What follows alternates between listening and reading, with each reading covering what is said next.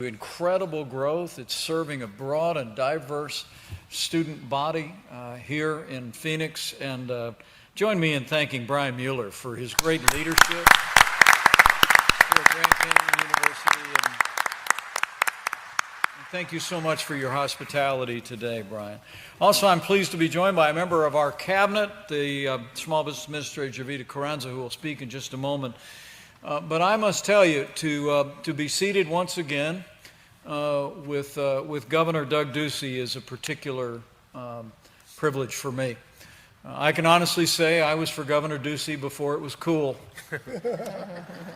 I met him when he was just a candidate for office. I was governor of the state of Indiana, and I saw his leadership then. I saw a businessman who was stepping forward to make a difference. And to see the growth in this state, to see the growth in your economy, to see his steady leadership over the last 8 months in the midst of this coronavirus pandemic, seeing Arizona through a challenging summer all across the Sun Belt. Governor Doug Ducey, I'm grateful for your leadership. Thank you very much. Particularly honored to be with you today. Thank you so much.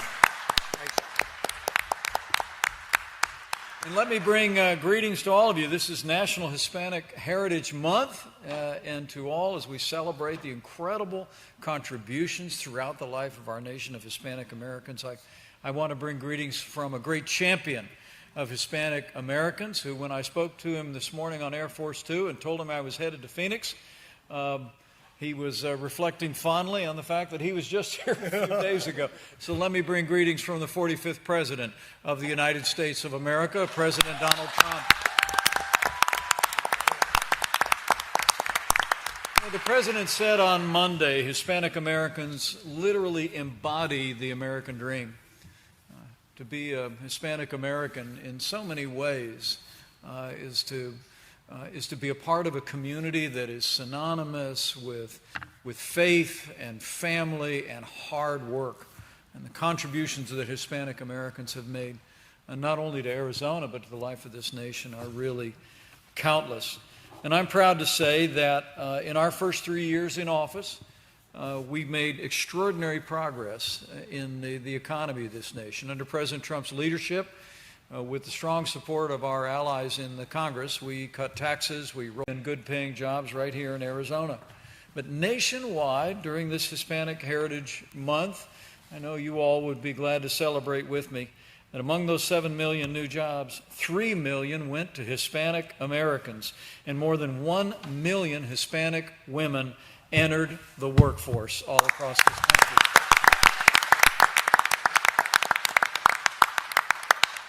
Hispanic unemployment was the lowest level ever recorded in those first 3 years. Median income for Hispanic households reached a record high. 1.5 million Hispanic Americans were lifted out of poverty, and I know, as Jovita will reflect in a few moments, there was a record high amount of home ownership for Hispanic Americans. In fact, we just got data earlier this week, Governor, that in 2019 alone, we saw the largest increase in household income in 52 years. Wow.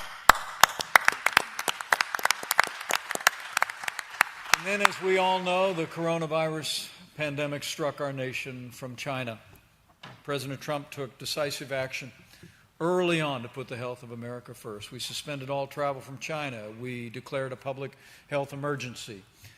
We stood up a White House coronavirus task force that I can say has been working with your governor virtually every week as we've greatly expanded testing, and Arizona played a critical role in innovating testing for the people of this state. And we also saw to the delivery of literally hundreds of millions of supplies to doctors and nurses and hospitals across the country. In the midst of all of that, we've been in the process of developing new medicines like remdesivir, convalescent plasma, and I'm proud to report at this gathering here in Phoenix, we are well on our way to have the first safe and effective coronavirus vaccine before the end of this year.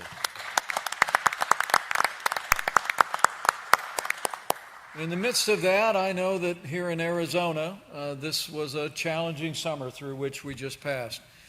thanks to the extraordinary cooperation of the people of this state, putting the health of your neighbors and your families first, and frankly, the strong leadership that Governor Ducey and his administration provided, you've seen incredible progress here, and we want to commend people of Arizona. We were proud to partner with your governor to surge testing, particularly to underserved communities, community-based testing sites here in Phoenix and all across the state. It gave us the visibility into the spread of the virus, didn't they, Governor? And I'm also proud to say that as we were dealing with the health impacts of the coronavirus pandemic, under the President's leadership, we also created a paycheck protection program that we believe saved more than 50 million jobs, and it provided loans to keep people on the payroll for some 80,000 businesses all across Arizona.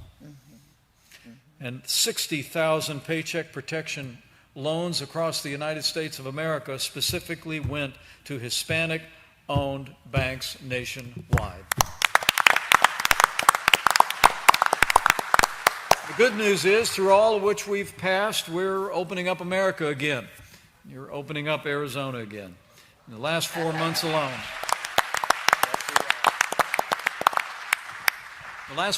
alone, demonstrating the incredible character and resilience of the American people and the American economy. 10.6 million Americans have gone back to work, including 140,000 people that have gone back to work in the last 4 months right here in Arizona.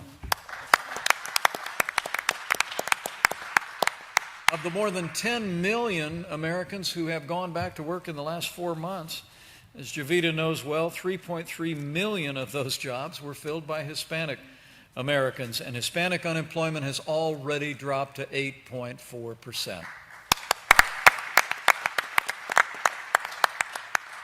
So we're on our way back, Arizona, and Hispanic Americans are leading the way.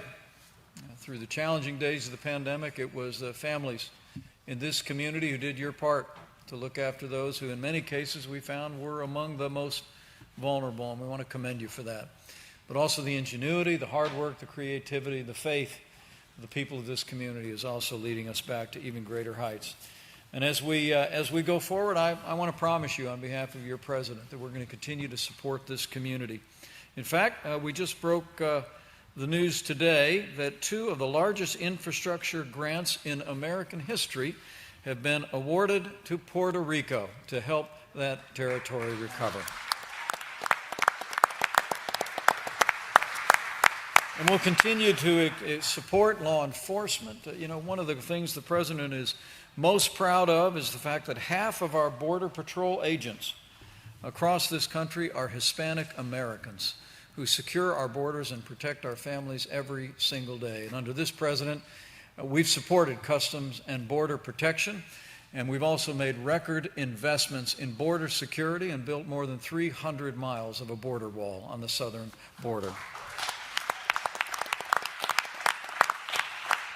In addition to that, it is remarkable to see the way Mexico has stepped up to partner with us to secure their southern border and ours.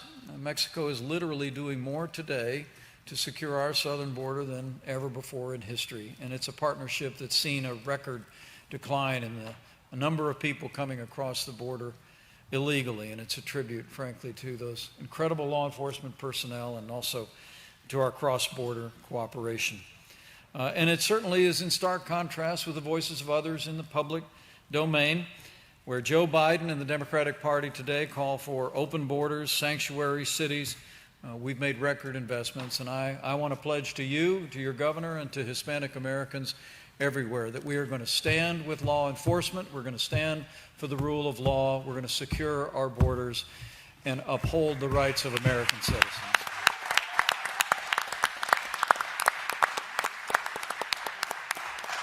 And also, while Joe Biden and the Democratic Party are talking about ending school choice, in fact, ending charter schools in America, I want people in the Hispanic American community here in Arizona to know that in President Donald Trump, you have a champion of school choice and a champion of charter schools.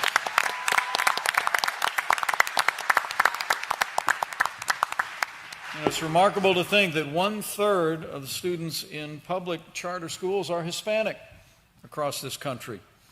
While some would like to shutter those schools, they're making an incredible contribution. In fact, here in Arizona, the governor informs us that 40% of charter school students are Hispanic, and 11% of students in American private schools are Hispanic.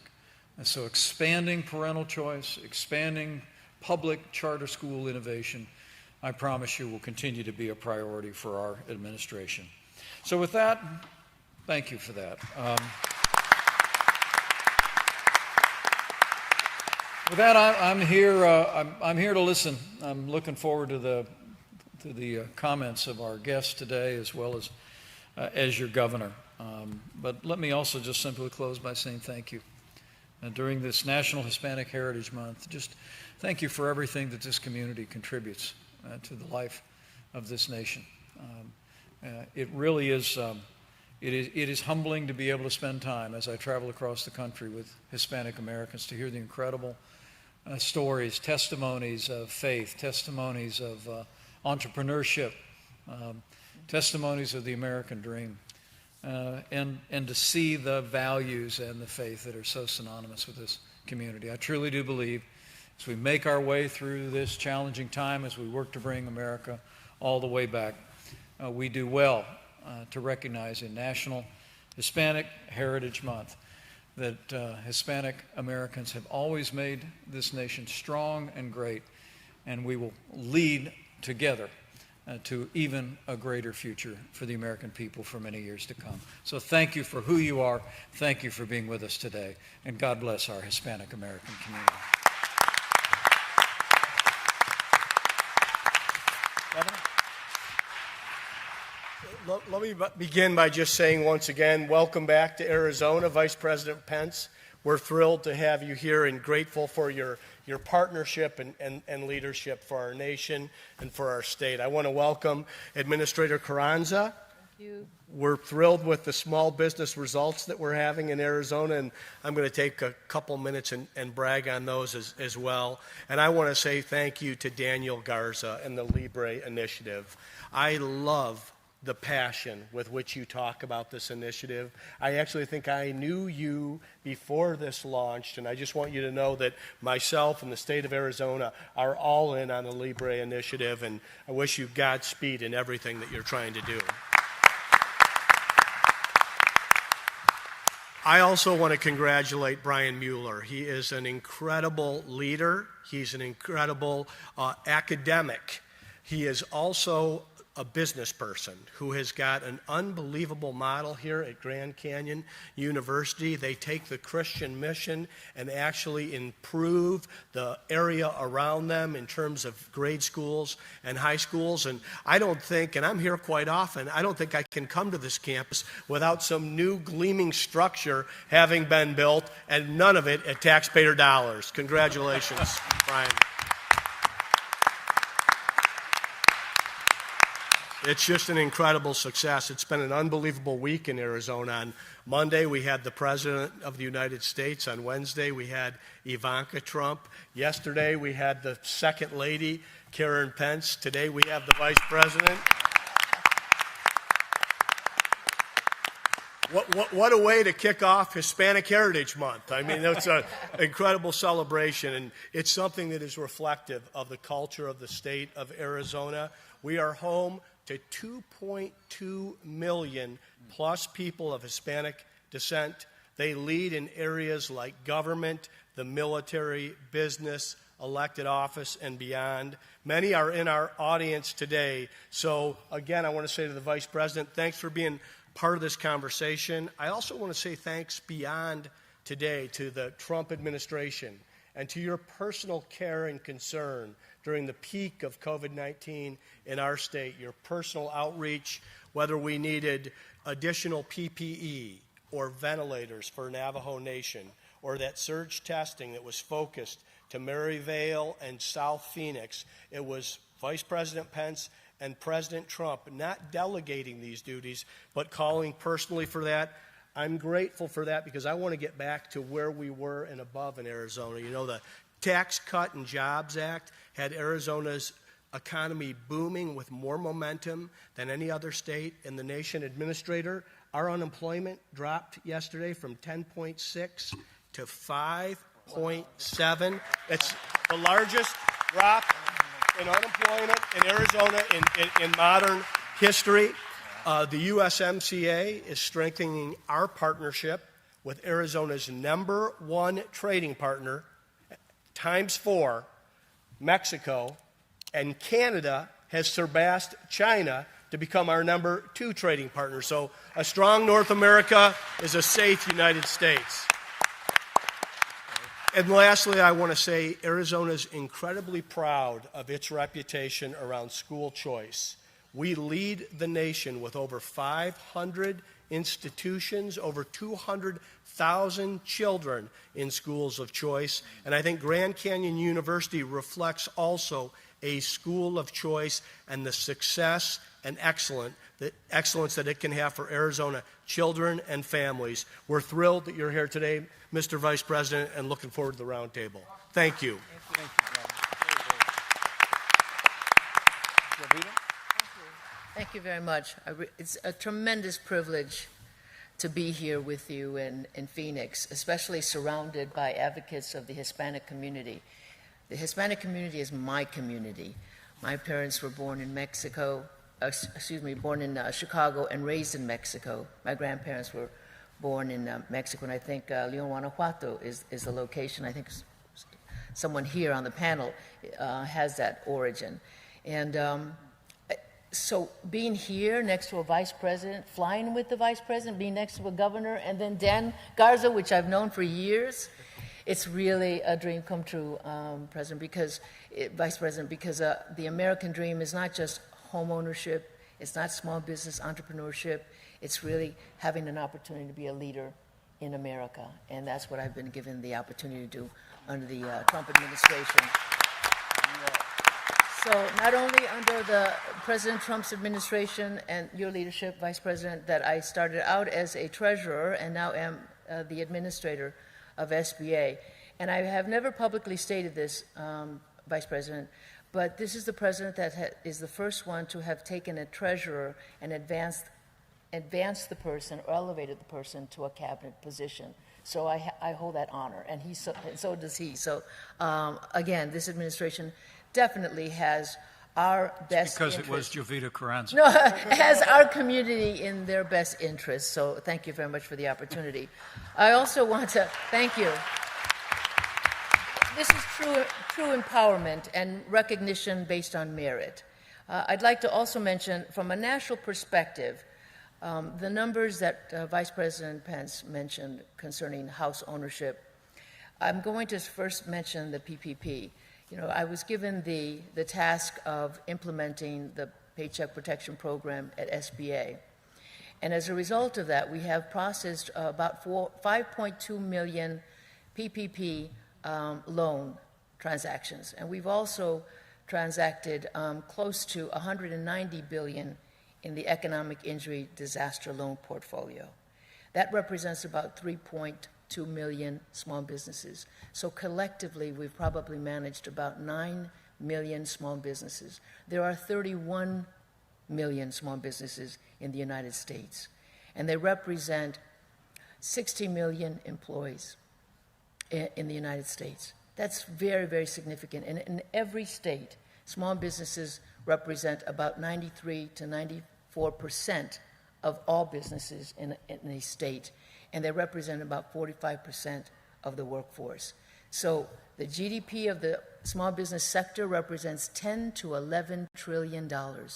So the importance of sustaining this particular sector was a very strategic focus of the president and the vice president to keep the livelihood and the sustainability of that market. And he's been very, very successful. And I'm just, era mi destino de estar aquí para probar que sí se puede. And so, yes, and so the millions that I just talked about, small businesses, that represents close to $700 billion that have been provided through partnerships with the lending community, over 5,500 of them. And with their support, coordination, the coordination of Treasury, we've been able to distribute over $700 billion to the small business sector. I have visited those small businesses, and in the back room is our community. That PPP program also enabled the Hispanic community to be retained as the employees. So I've met welders, I've met chefs, I've met manufacturers, tool dye, and it's just phenomenal what the Paycheck Protection Program has done for the Hispanic community, Vice President. It's that hidden power that the PPP has provided for our Hispanic community. We talked about home ownership. Between 2017 and 2018, there were over 365,000 new Latino homeowners. And when I read that number, I thought about when my mother bought her home for $18,000 in 1964. Now it's worth 50 times that. We still have her home. She's gone up to heaven, but she left generational wealth. That's what entrepreneurship does as well. Generational help. When a small business succeeds, they gain the support of the administration, your children will model what you do as adults and as parents.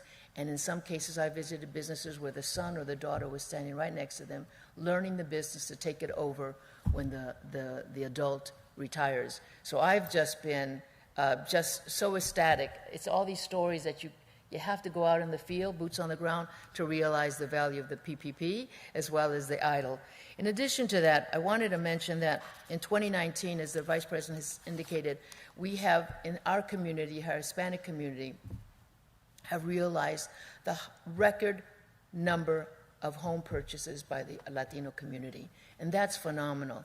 That's because we have been able to be employed, we have been able to be educated, we have access to various educational venues, as well as we will also realize the tax cuts, which really helped significantly, and the Jobs Act. So this administration has not only looked at the entrepreneurship, but the educational piece, the tax structure, as well as trade. And we won't get into that today, but let me just mention the Hispanic CDFIs. There are community deposit financial institutions that are led by Hispanics. I'm not going to give you the number because it's a double-digit number. It's about 36 nationally. But they provided close to $4 billion under the PPP program.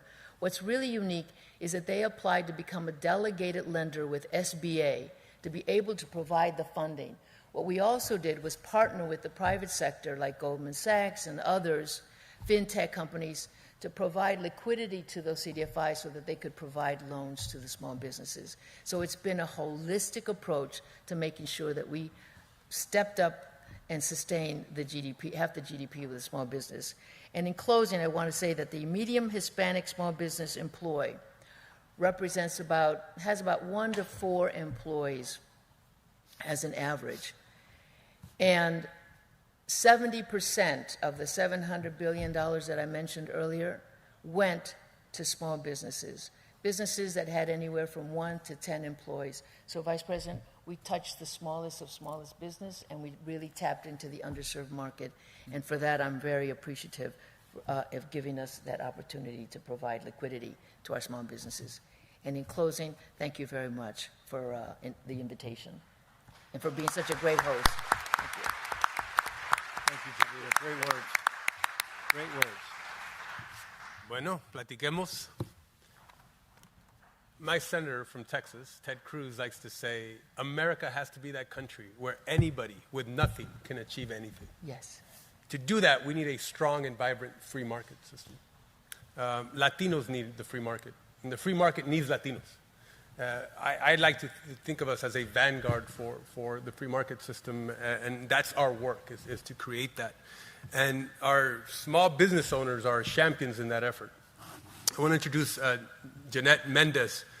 She is a business owner, and she'll introduce herself real quick here. But, Mr. Vice President, COVID, as you know, had imposed restrictions from governors across the country in trying to mitigate the contagion of as well, an architect. your admin staff was decimated because of initially the infections. Had to resort to digital work from home kind of thing. But then something happened to bring it back. And I want you to sort of talk about that as to how you innovated and how you overcame the challenges that were imposed by COVID. Thank you. First of all, thank you for having me here. It's an honor. Vice President, Governor, thank you. My name is Jeanette Mendez. I was born and raised in Mexico. I was sent here when I was 20 years old too. My father believed that the United States was the #1 country, and he was a dreamer. And that dream came along the family. My sister, so am I, have degrees in here, and we're very, very grateful for Arizona because our degrees came from this state. We love this state. And in return, as I was going through my schooling and my experience in working, I always wanted to give something back. I was younger, but I knew eventually God will put me in the position where I was going to be able to do it. I'm a Christian, and I think everything that happened is because of him. So being that said, I started working and consulting. I'm an architectural designer. Within that, I went out to market and started consulting for investors, contractors, and I partnered up with through the Patterson Homes. We do amazing work here in the Valley. We employ 60 of Hispanics. I feel very, very encouraged and proud to say that because that being said, we educate our people in the company. These people do painters. All these people come from the Hispanic community. We educate them, open up LLCs, do taxes. Why? So that you guys eventually can be homeowners and just privileges to our employees. In the pandemic, we were forced to shut down because we're such big company there with all these employees going in, and they say we can have this. We got some of the employees infected in the company. As business owners, we said, no. If God is with us, we're going to pray, and the power of prayer, we're going to make this happen. We cannot have people unemployed because what's going to happen to their families? They're providers, and that's who we are, Latinos. We passion. We want to provide to families. We want to help each other. And I said, okay, so what are we going to do? Homeowners don't want us in their homes. Nobody can do any action investment right now. The economy, it's so insecure. It's so unknown. What's going to happen? So we, as Latinos and like who we are, we innovate. We are. I mean, Arizona is one of the growest states in the economy. It's just booming right now. So we decided if we can do this, what are we going to do so we can fulfill it? We're not going to shut down. So we reinvented ourselves. We use our gifts and our talents. And I'm an architect. I can do anything right now, but we're not going to shut down. You're a contractor, and then we have our families. What are we going to do? We start fogging. We came up with who's going to provide the services for now. Who wants to be part of this? Let's just innovate. Let's reinvent ourselves. Let's open up everything virtual. I mean, thank God for internet. Go through everything we can just to keep it going and running for the employees. We had none unemployed, everybody working, everybody on staff, with precautions, with guidelines, but we made it through.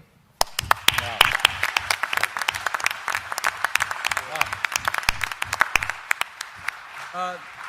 Dr. Manriquez, you serve a unique customer base as a doctor.